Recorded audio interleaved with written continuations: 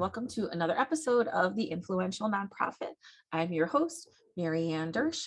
I work with nonprofit leaders to grow their influence so they can create more income and impact, all without feeling rejected or pushy. Nobody wants to feel that. We all want to do so much good in the world, and sometimes it's hard to get in front of the people that can help us do that good. And sometimes when we get in front of them, we don't always know how to lead that conversation. Sometimes we can feel intimidated. We can feel small. If they have a lot of money and we don't have money, it can get weird. And a lot of times at the end of that conversation, we don't always know how to follow up with people to keep that momentum going. Let me think about it, get back to you, or let reach out to me next month. And then you never do. And that the whole thing sort of dies. So what I'm going to do is a very special 3-part series where I'm going to walk you through exactly how to get people to talk to you, how to show up as a leader and use your influence throughout that conversation, and how to use your influence to keep the deal moving forward or let it go if it's not working. Also very important. Now, this was born out of the course that I teach called Up-Level Your Influence. And hello to anyone listening who's taken this course, who's currently is, because it's amazing. It's like my favorite thing that I do. It is just incredible work. And during the course, we work on having a very specific kind of conversation, which is really going to be in part 2 of this series. How to show up as a leader, how to set the stage of the conversation, how to make it easy and relaxed and energy rich for all the people involved. And we work on that. But then what was saying was like, well, how do I get people to this in the first place? And then what do you do after it's done? Thus, this 3-part series was born. So today we're going to talk about how in the world you get in front of people. Now, the first thing that I want you to think about is who you want to get in front of, because it's very important to understand your relationship to that person. It could be somebody that you don't know very well. It could be somebody you know well. And it's going to be a little more important. It's going to be, maybe you take a little bit longer and a little bit different strategy for people that you don't know as much than people that you do know really well. So just taking that into account as I walk you through these things. The first thing is the idea that you need a reason for what the conversation to be important to them. So you have to be of value to them before they're going to be of value to you. So the important thing is that you need to be of value to them. Now, if somebody doesn't know you or doesn't know your organization, how can you be of value to them? Well, let me give you an example of what I would suggest that you not do. I would like for you to kind of move away from, which is, I was on a call with somebody a couple of weeks ago, and he said, I'm reaching out to all these businesses to invite them to participate in this event. And the event looked like totally cool fun. He's like, I just can't get people to respond. And I'm like, because he said, hey, we have this great event. Would you want to participate? I'm like, that feels like pitching. And I know it's a nice, soft, easy pitch, but it's still a pitch, because that's a yes or no thing for me. If I'm on the other end of that email, I'm like, I don't know who you are. I don't know what this event is. I got way too many questions, way too many problems in my life to be dealing with that. I just go no. And I just either ignore it or move on. Right. So thinking about like, how could you be of value? So say you want to recruit people to participate in this event and they don't know you very well. How are you of value to them? Well, first of all, let me just back up to say this person was on a deadline, and that was his deadline, not theirs, right? So they have no urgency in this situation. It may take a little bit longer to get in front of somebody that you don't know very well, and you're going to have to just take an account for that. I'm not saying it will happen. I'm saying it probably will happen. So you want to make sure that you are that you are not in a rush, like you. It's like asking somebody to marry you on the first date. Like, I don't know you, but would you do this event? You're like, it's just an easy thing for people to just feel uncomfortable about, not have enough information about, and just either ignore or just say flat out no. So let's step back and say, how could he connect with people?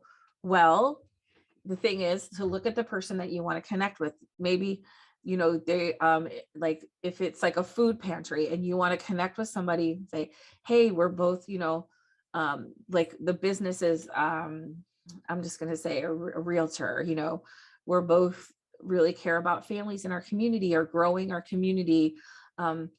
Whatever it is, I would love to chat with you to see how we could support each other's work. Now, I would just love to have a conversation with you to see how we could support each other's work. Now, I use this phrase a lot, and it really does work for me, and it works for a lot of the people who I coach and train, because I'm just saying, hey, let's get together and see if there's any affinity. And if there's none, that's totally okay. I'm not asking you to participate or do anything specifically. I just want to connect with you because, and I'm going to mention what affinity that I see, and then say, would it be okay if we had a conversation around how we could support each other? That's something that's in it for them. If you could say, hey, like say I'm going back to the realtor and you work with, communities or new families. Hey, yeah, we work with new families. You work with new families. I would love to connect. Whatever that connection that you can make with somebody, other than just, hey, will you do this event, or calling people and asking for something right off the bat. Okay. They just need a reason to spend time with you. And it's not because of something that you want. It has to be something that benefits or is of value to them. Now, once we have that, I would say the less you know someone, the smaller the commitment that you want. And also the more flexible you want to be about how you meet with them. So let me say this, like, if you can make it, if it's somebody you don't know very well, if you could say, I would just love 15 minutes of your time to get to know you a little better, to see how we could support each other's work, or to see if we could be referral partners, or whatever it is. Just lower the entry barrier. If you're going to reach out to someone and say, I would love for you to come to my facility and take a tour, like, what, they don't know you enough to make that commitment of time. So we want to ease them into this, right? They don't know you. They have to know you first, and then they have to like you. And then they have to want to like find more affinity than that. We have to ease people in. So that's like, so lower the commitment. If you don't know this person, like you say, 20 minutes on Zoom, easy peasy. Whatever is convenient for them. So if they want to do a phone call, do a phone call. If they say, can you come by my office, come by their office. Now, I want to say there's a caveat to that, because you also too get to set the conditions of your work. So there's a balance here. There's a balance, there's an equanimity to, being available to people, but then also holding your boundaries and standards for how you work best. So for instance, I just don't do like lunch and coffee. Like, I just don't do that. I have a really busy, very busy life. I don't even drink coffee. I don't like mornings. None of those things appeal to me. And like lunch, it takes up a lot of time. Sometimes it's really hard to focus. I do like the deep listening that I practice and stuff can be tricky, like in a restaurant or a coffee shop setting. So I prefer not to do that. Now, if there's somebody that I really wanted to meet with, I would maybe make that exception just for that time so that I can start the relationship. But that's really up to you. I'm just saying, just because you can still set the conditions of how you would like to meet, and you can also think about being a little bit flexible, if that makes sense, right? Like it's a balance. Okay. And you just want to make sure that you are lowering the barrier to participation as much as possible. So you just want to make it easy for them. They don't know you. You want to minimize risk. It's going to be of value to them, and it's not going to take up a lot of their time or energy. That's how you want to roll it if you don't know somebody really well. Now, if you know them well, that could be a much different scenario, right? That could be where it's a lot easier for them to connect with you because you have a standard way of meeting or things like that. But typically when people come to me, they're like, I'm trying to get, businesses to respond or board members to respond or these and I'm not getting it. So you think, what's of value to them? How can I lower the barrier? So participation. And the third thing is language. What kind of language am I using? And language is so important because our thoughts shape our words shape our reality. So we have to think about the language that we use. And one of the tools that I use is the word open. If you're open. So this is a little trick of language. And so the trick of language is we want to see ourselves as open or open-minded. We're subconsciously hardwired to see ourselves as open or open-minded. That's awesome, right? If I would say to you, or do you think you're open-minded? You would most likely say, yeah, I am. So if I say, would you be open to a conversation? Your brain says yes, because for your brain to say no, your autoconscious, your subconscious to say no, that would mean that you are closed. And our brain's like, no, we identify as open. We don't identify as closed. So we're going to say, if you're open to a conversation, if I don't know people very well, I would say, hey, if you're open to a conversation, because I want them to feel like the decision is with them. And I know this is hard because you're like, but I really need them to say yes. But the more that you let people decide for themselves, the more likely they are to choose what you want. So if I say, hey, if you're open to it, I'd love to have a quick call to talk about how we could support each other's work.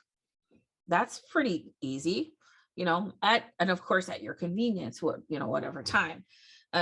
Again, within boundaries. I already told you I was like not a morning person. I mean, I just remember this one woman, I wanted her to be on my summit, and she was like, I can only meet with you at 8 a.m. and for this much time. And I was like, yeah, I just that's just not, I mean, it was just like not a good thing for me. Excuse my foster puppy barking in the background. Is that's just not gonna, I mean, there are just so many barriers. I was like, you know what, this is not a good fit. So again, like if we are rooted in abundance, there's a lot of barriers to participation. Maybe they're just not the people for you, right? Because when they're the people for you, we know that it flows easy.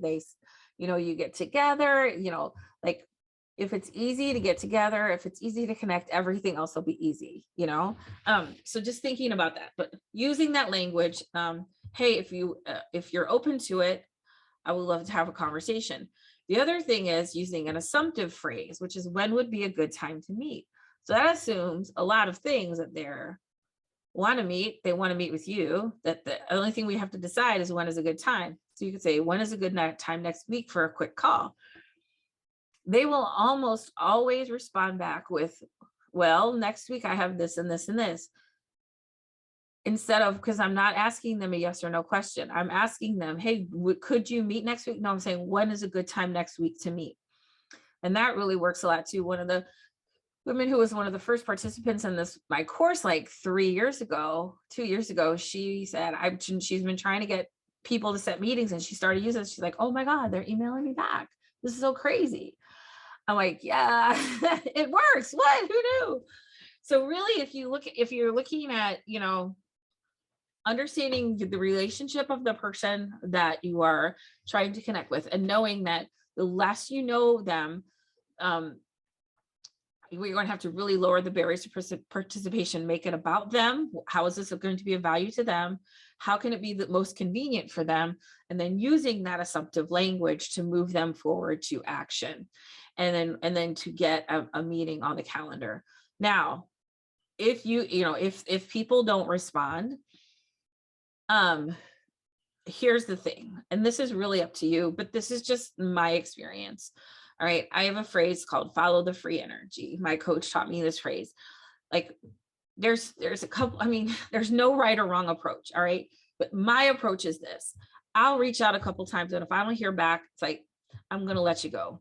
The queen doesn't chase, Now, I know another guy, I read this book about objections, and this guy was talking about how he called the same person every day for 50 days. And then he finally called him back.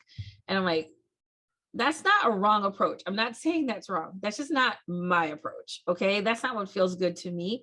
He did finally get the guy on the phone. They wound up doing business together, but I'm a follow the free energy kind of person. And if I'm going to reach out a few times, and if you don't respond, then you know what, I'm going to move on, because what happens is then I wind up spending all my time with people who may not want to hear from me. And I'm losing the opportunity to connect with people who may want to hear from me.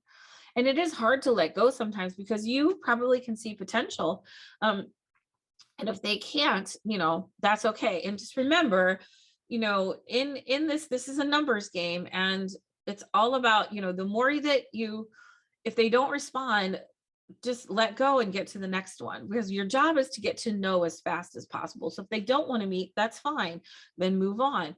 If they, if you're not hearing from them and you reach out a couple times, I would suggest just letting them go, because I feel like I would rather work with people who email me back, who are excited to meet with me, who see the potential of working, instead of really trying to, shake this tree where nothing is ever going to fall. If that makes sense. Okay. So those are the 3 things. Make it a value to them. No pitching, not even like, hey, I have this event and I'd love for you. Not yet. Nope. It's not time. They don't know you well enough for you to ask them for something. We'll work on that in the second episode. The second is, lower the barrier to participation, make it easy for them to participate. And 3 is use that language, use open phrases like open, and phrases like when is a good time to meet. And let's see if you can't get in front of a few people. Next time in this, I'm going to have a longer episode, but I'm really going to walk through the sort of the 5 steps to having a very productive conversation that's rooted in listening, and that will radically change how you connect with people and make it so much more productive. And I think you're going to hear a lot more yeses. That's just me. So stay tuned for next time. Again, this is Maryanne with The Influential Nonprofit. You can go to theinfluentialnonprofit.com and you can download your Uplevel Your Influence Starter Kit. I have an ebook called Stop Sitting Back and Start Making Change. It has a lot of the concepts that I share in my podcast. I think this is a great little ebook. I would love for you to send this to your board members or your committee members, because it's really about how to step into your power, how to step into a higher level of leadership of yourself and others. And that's just one. Oh, the other thing I have in there is a little template of the conversation that I'm going to walk through next week. So if you could download that now, you can be ahead of the game for next time. But that's it for me for The Influential Nonprofit. I will see you very soon.